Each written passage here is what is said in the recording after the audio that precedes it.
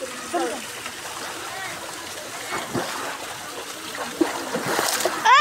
Patalo!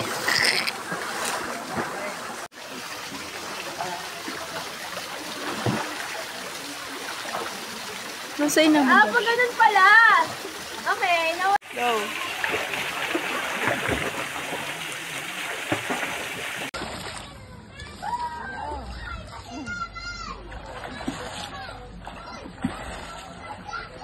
Yeah, sulo niya manday. Yan. Wala! Andang, huwag mapapaahan. Papunas daw ko. Papunas sa kaki, gadya. Jasal, malapos ka dya! Malapos ka na ka! Jasal! Bilang ko. Pinatataw. Boog! Laro pa. Alright, ngayon na naman lang ulit ako nakapag-edit. Ito yung continuous ng aming pag-hibiscus, pagpunta sa hibiscus. At ayan nga, syempre, part 3 na to ng ng pag-edit ko sa hibiscus kasi medyo mahaba yung video. Tapos yan, hindi nga ako nakakapag-edit kasi paus na paus pa rin ako hanggang ngayon. At this time nga, ng pagligo namin sa hibiscus, ay na-enjoy ko na yung hibiscus kahit ilang oras lang ng pagliligo namin dito. At syempre, yung mga anak ko din at mga pamangkin ko ay na-enjoy rin yung pagligo dito sa hibiscus. Ayan, tapos na kami sa mga oras na to sa pagligo at nagre-ready na rin kami na makauwi. At bago nga kami tuluyang umuwi, ay dadaanan muna namin yung kapatid ko na nagpiprenup shoot at nandito lang siya sa ibang side dito sa hibiscus. Nagsushoot. Nahantagan ka. Iniwan ka nung sumunod. Saan na ka nagpicture, Igdi? Tatambay nga lang kami dito ng saglit na oras at uuwi na rin kami kasi 5 PM na to ng hapon. Sila continuous pa rin yung pag-prenup shoot nila. Hindi rin nga sila makabuela sa pag-prenup shoot kasi maulan pa rin at hapon na nga ay maulan pa rin. At eto, nagpicture-picturing kami dito sa ibang side ng hibiscus na to. Ang ganda rin dito. At syempre, dahil pa uwi na kami, ipipil ko na yung ambience dito at kahit nga maulan, nagpaulan na ako dyan.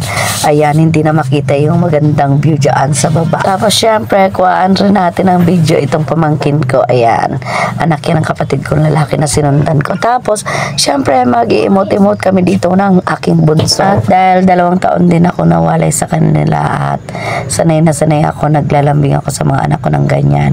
Tapos ito, syempre, grab na natin yung opportunity na to na dito sa magandang view sana. Ang ganda sana ng view na to kung hindi lang naulan. At kung meron kang dinadalang sama ng loob dito ay free mong isisigaw. Yan, isigaw mo lang ng isigaw.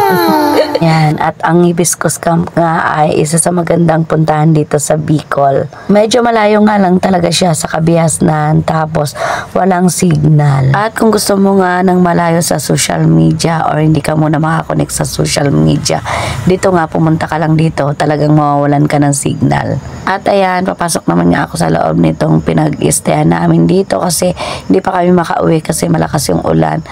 Nagre-ready na kami dyan at eto naman nagmodel-model yung aking bunso at ayan, sitting pretty naman yung hipag ko at pamangkin ko. At eto na nga, hinihintay na namin yung sasakyan. Nasasakyan namin pa uwi at eto na nga yung makeup artist ng kapatid ko. Ayan. At bago naman kami tuloy makasakay sa aming sasakyan ay ayan, may mga bata dito. May mga vendor dito na nagtitinda ng kung ano-ano. Siyempre, bumili yung hipag ko at eto na yung parang palengkera kong kapatid. Anong nangyari sa prenup? Oh, no!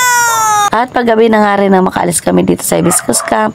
Bale, ito yung service namin. 3,000 yung arkila namin dito sa sasakyan na to. Bali-balikan na yan. Tapos, hindi na rin kami nagpaantay dito kay kuya para makapag-drive pa siya sa iba at kumita pa siya. O, diba? Tapos, after ilang minuto na nakasakay itong mga kasama ko, ay plakda na sila dyan at bagsak na nga ang mga katawang lupa nila. At dito naman sa part na to ay talaga namang mahihilo ka kasi paikot-ikot ang daan dito. Kaya naman, ayan na yung 3 mga bata. Nyaw, nyaw, nyaw, nyaw. Nyaw, nyaw, nyaw, nyaw, nyaw. At ito na ang aming hibiscus journey at enjoy much. At ito na nga, gabing-gabi na kami makakauwi. 7 PM na to. Nasa daan pa rin kami kasi medyo traffic.